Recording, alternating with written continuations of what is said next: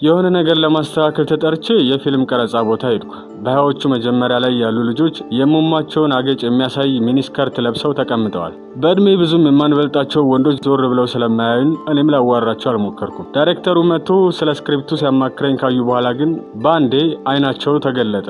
አሁን ገና ያዩኝ ይመስል በየተራ ያዋሩኝ ጀመረ። ዙሮ ቢዝነስ ያው ቢዝነስ ነውና እንደዛ በመቀየራቸው አልታዘብኳቸውም። ግን ይህን ነገር በተደጋጋሚ ብዙ ወንድ ላይ ሳይ አንድ ጥያቄ ይፈጥርብኛል።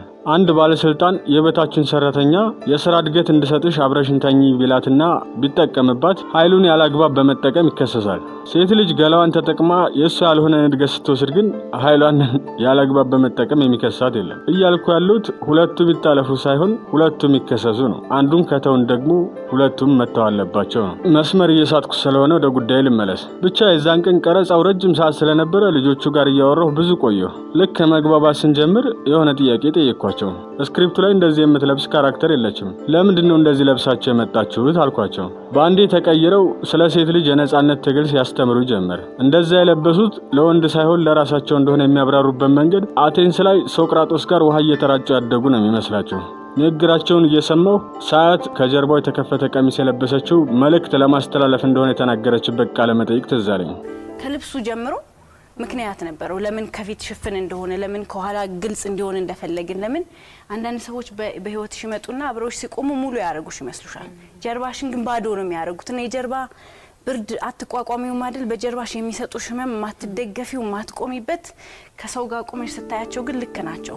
እርግጥ ነው እንደዛ አስባ ሊሆን ይችላል ያደረገችው። ነገር ግን ያን ውሃው ውስጥ ተነክራ ሰውነቷ ላይ የተጣበቀ ቀሚስ እያየ የተገለጠ ገላዋን እየገመገመ ጥበባዊ ትርጉሙን ለመረዳት የሚሞክር አንድ ወንድ እንደሌለ ስናገር በፍጹም እርግጠኝነት ነው። ሴቶችም ቢሆን በሌሊት ቦንዳ ሄደው የሷን ቀሚስ የመሰለ ሳልባጅ ይፈልጋሉ እንጂ ይሄንን አያስቡትም። ችግሩም ይሄ ነው። ትርፍ ለማግኘት ሴትነታቸውን እየተጠቀሙ እንደሆነ ማመን ሞት ነው የሚመስላቸው። በተለይ ቆንጆ ሴቶች ከልጅነታቸው ጀምሮ ሁሉም ብሎ ስለሚሰማቸው የሚያወሩት ነገር በጥበብ የተሞላ ይመስላቸዋል።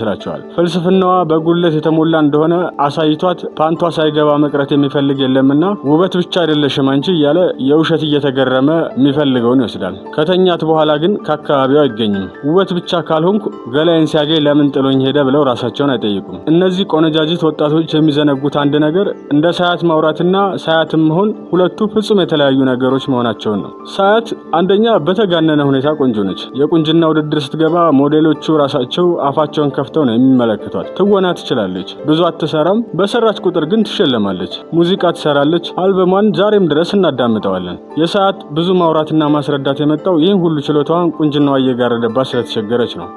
ራሳቸውን እንደሷ የሚያዩ ሴቶች ግን ቁንጅናቸው የጋረደላቸው አለማወቃቸውና ችሎታ ቢስነታቸውን ነው። ጥንካሬያቸው ውበታቸው መሆኑን ረስተው ክርክር ሲጀምሩ ራሳቸውን ያጋልጣሉ። ገላቸውን አጋልጠው ለብሰው የነበረው አላዋቂነታቸውን ለመደበቅ እንደነበረ ትረዳላችሁ።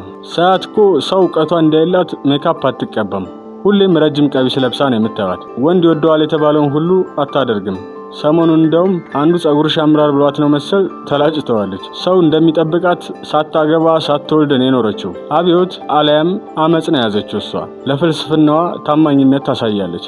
አንቺ ግን የምታወሪውና የምታደርጊው አንድ ላይ አይሄድም። መጀመሪያ ወደዱሽንም ነው የምታርቂው። በሁሉም ነገር ሐቀኛ ሆናችሁ መገኘት አይጠበቅባችሁም። ወንዱ እንዳለ ባለው አቅም ሁሉ ያጭበረበረና እየተገዳደለ አይደለ ትላልቅ ቦታዎችን የሚይዘው። እናንተም ያላችሁን አቅም ለራሳችሁ ትርፍ መጠቀማችሁ የሲስተሙ እንጂ የእናንተ ጥፋት አይደለም። ጨዋታውን ሳይጠሉ ተጫዋቾቹን ለሚጠሉት ደግሞ ምንም ማብራራት አይጠበቅባችሁም። አብዮተኛዋ ሳያት ራሱ ሚስ ኢትዮጵያ ስታሸንፍ ነው ያወቅናት። አልበሟንም የሰማነው ቆንጆ ሴት ላይ አይተነው የማናውቀውን ትወርክ ስላሳየችን ነው።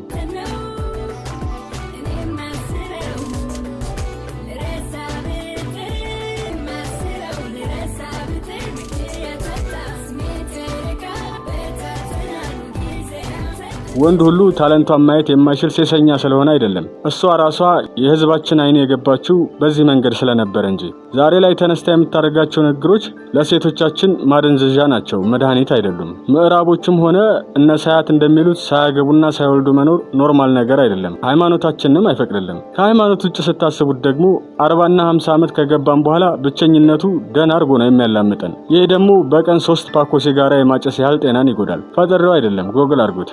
ሲስተሙ በየሄዳችሁበት እግራችሁን ለመክፈት ቢገፋችሁ እንኳን ለጤናማ ነጋችሁ ስትሉ ራሳችሁን ጠብቁ። በውሸት ቃል ኪዳንና ጭብጨባ ልባችሁ አይቅለጥ። ይሄ መንገድ ይመቸኛል ካላችሁ ደግሞ ለራሳችሁም የማይገባ ፍልስፍና ውስጥ አትግቡ። እውነቱን መቀበል እንጂ የውሸት አመንክዮ ውስጥ መግባት አክብሮት አያስገኝልሽም። እሺ ምን አድርግ ነው የምትሉ? የወንዶች ጉዳይ አባል ሁን። You are coming the gentleman PLC